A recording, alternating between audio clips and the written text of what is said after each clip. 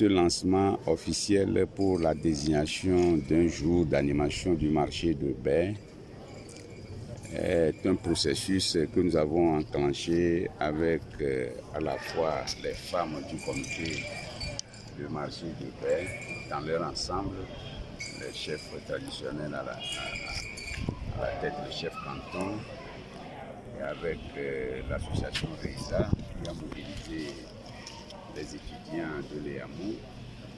Également, nous avons eu à faire un clin d'œil au ministère de l'administration territoriale et la préfecture du peuple.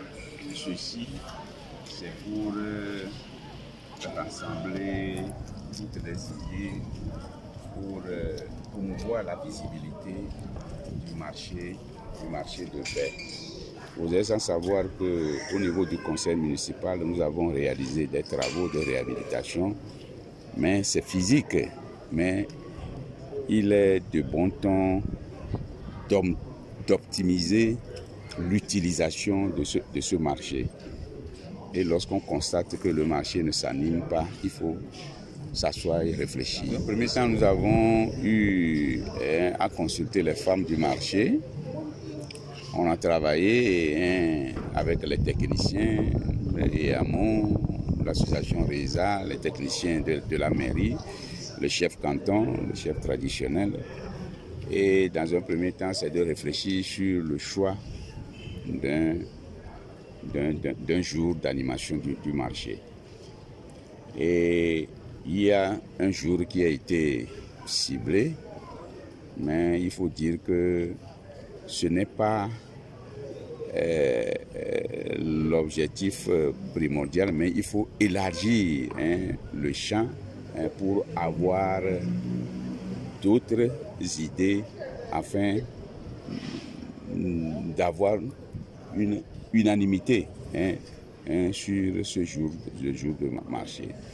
Et avec ça, la deuxième étape, c'est aussi voir comment nous pouvons penser demain pour le marché. Parce que lorsqu'on parle de l'animation du marché et que le marché s'anime, il y aura plus de gens.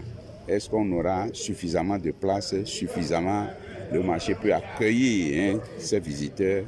Et c'est pour ça qu'on a mobilisé également les étudiants architectes urbanistes d'EAMO pour travailler sous forme de concours, que chacun présente ses chefs-d'œuvre et voir comment aussi on peut identifier c'est-à-dire un modèle de construction pour le marché. Troisième étape que nous avons déjà commencé, c'est de mobiliser les ressources financières et techniques.